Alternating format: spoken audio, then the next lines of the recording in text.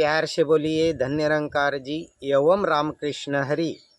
इस अपने आध्यात्मिक जागृति चैनल पे कोई सज्जन नए होंगे तो उन्हें दास प्रार्थना करता है, विनती करता है कि आप वीडियो अच्छी तरह से सुनिए और अच्छा लगा तो लाइक कीजिए, शेयर कीजिए और आपका भाव कमेंट में बताइए, क्योंकि आपका साथ साक्षात प्रभु परमात्मा का हाथ।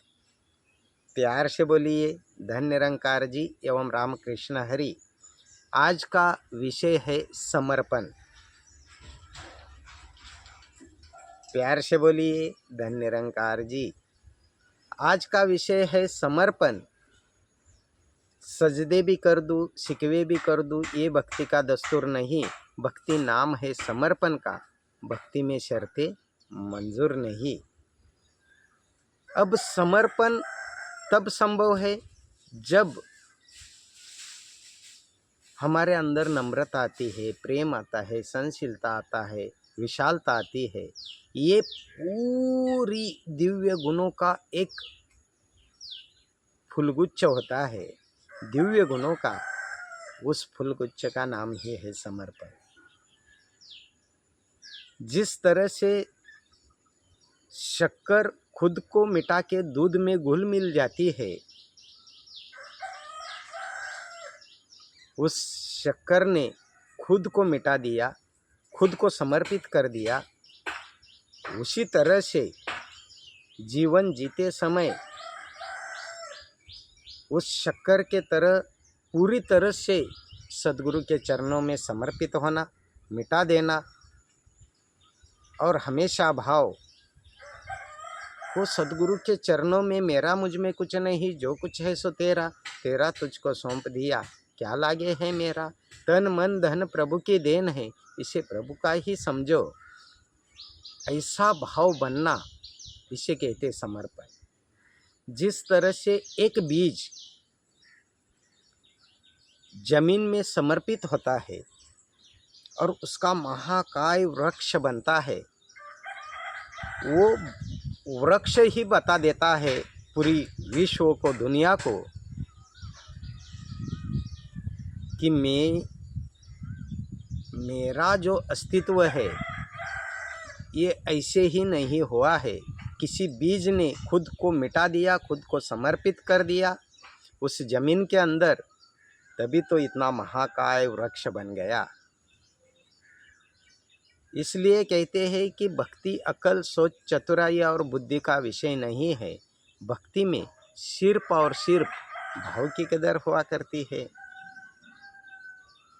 इसलिए हमेशा निरंकारी मिशन ने यही संदेश दिया है कि जग ना जाने भक्ति क्या है, हरि को पाना भक्ति है।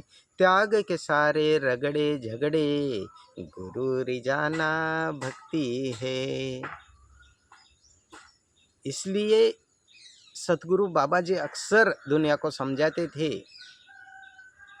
की जर तुमच्यामध्ये समर्पणाचा भाव यावासा वाटत असेल तर वैरद्वेषाच्या पाडून भिंती प्रेमाचे पूल बांधत जाऊ। आता प्रेमाचे पूल तेव्हाच बांधले जातील जेव्हा सद्भावपूर्ण व्यवहार व्हावा, एकत्वाचा आधार असावा। किंवा बाबाजींनी हेही समजावलं कि दिव्य गुणों को हम अपनाए, जीवन बगिया को महकाए। दिव्य गुण प्रेम, नम्रता, सहनशीलता, दया, करुणा, विशालता, ये मानवीय मूल्यों को अपना के हमने जीवन व्यतीत करना है। बाबाजींनी जगाला हेही सांगितलं की धर्म करा हा मानवतेचा, सर्वांवरती प्रेम करा। आहोत आपण मानव सारे, अहो मानवासारखा व्यवहार करा। ये तब संभव है जब हम एक दूसरे को जब मिलते हैं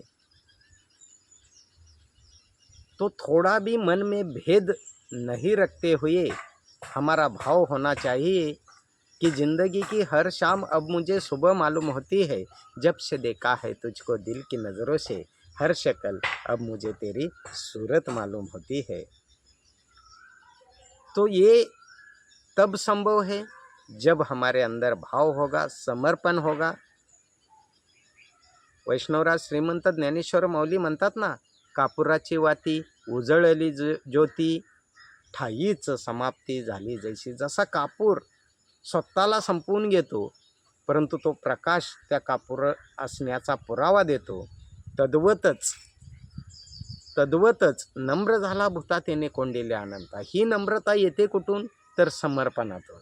तुमच्याकडे जर समर्पण असेल तर नम्रता असेल, आणि नम्रता असेल तर तुम्ही जेव्हा एक दुसऱ्यांना भेटणार तेव्हा तुमची अवस्था अशी असेल की 4 मिले 64 खिले. काय म्हटलं? 4 मिले म्हणजे तुमचे 2 डोळे, त्याचे 2 डोळे. 4 मिले 64 खिले म्हणजे तुम्ही खुश झाला, हसला एकमेकाला बघून, हसून अभिवादन केलं. 64 खिले म्हणजे त्याचे 32 दात, तुमचे 32 दात. 4 मिले 64 खिले, 20 रहे कर जोड. 20 म्हणजे तुमची हाताची 10 बोटं, त्याची हाताची 10 बोटे अशी जोडली गेली आणि तुम्ही एकमेकाला अभिवादन केलं. धन्य निरंकारजी, धन्य निरंकारजी.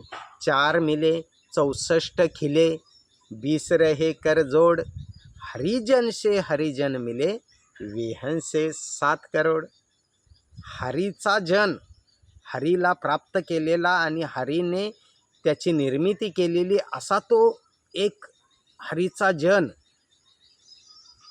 एकमेकाला भेटले. हरिजन से हरिजन मिले आणि इतका आनंद झाला की विहन से 7 करोड. 7 करोड म्हणजे याच्या अंगावरचे 3.5 करोड रोम आणि आपल्या अंगावरचे 3.5 करोड रोम उभे राहिले अक्षरशः आनंदाने. एवढा आनंद झाला. आम्ही म्हणतो ना